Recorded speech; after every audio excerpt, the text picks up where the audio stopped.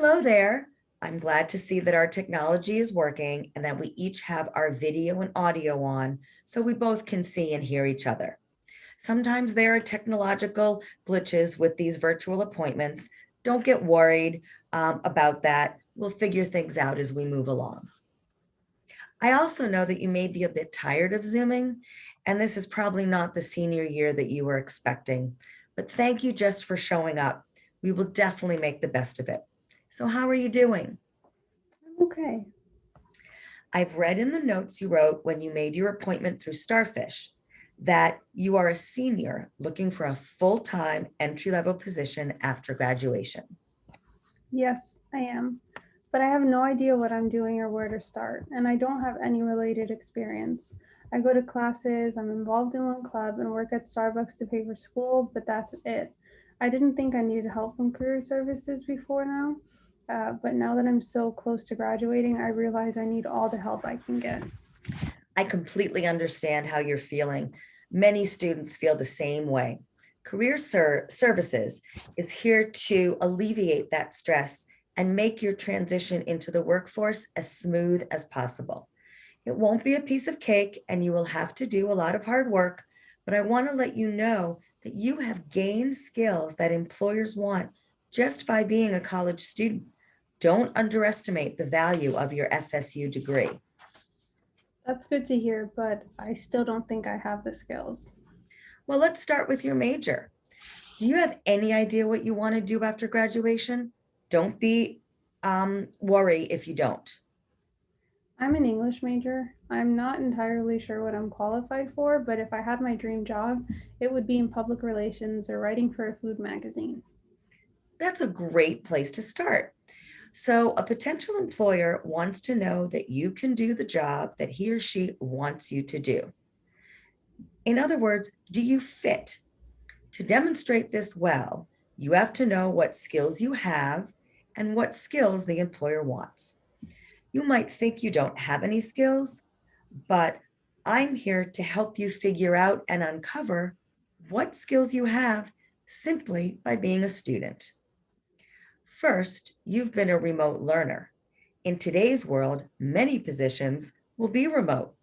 What skills do you think you have gained from being a remote learner?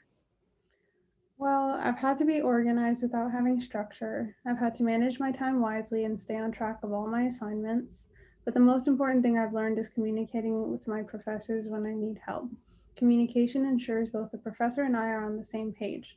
It's not always easy to do it remotely. You bet. Communication is one of the most versatile skills needed for almost any future job. Now, let's take a look at what else employers might want. Here are two sheets that can help you identify what I call your hard and your soft skills.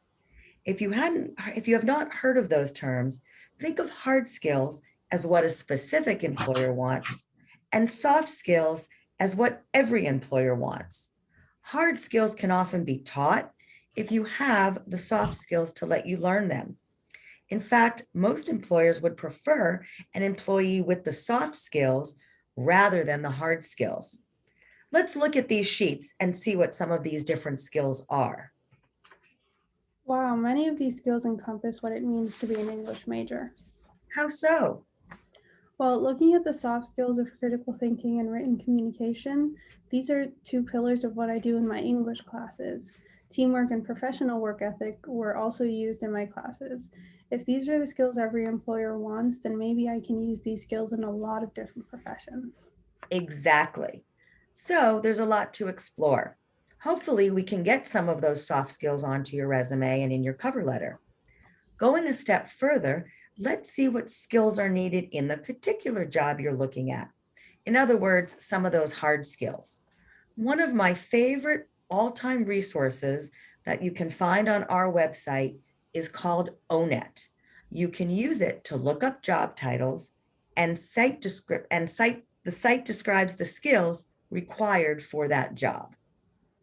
I didn't even know ONET existed. I've gained some of these skills working at Starbucks. I have to be an active listener to my customers and coworkers. I also have to speak to others and collaborate efficiently. I never thought working at Starbucks would help me in my job search. Surprising, isn't it? Now, speaking of collaboration, tell me more about the club you're part of on campus. I'm a part of the Onyx Literary Magazine. I help gather, review, edit, and publish student work on campus.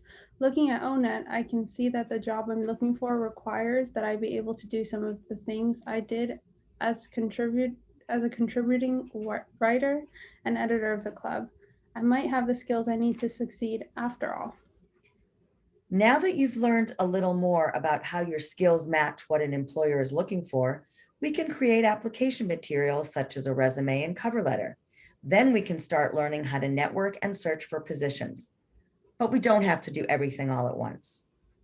Thank you so much.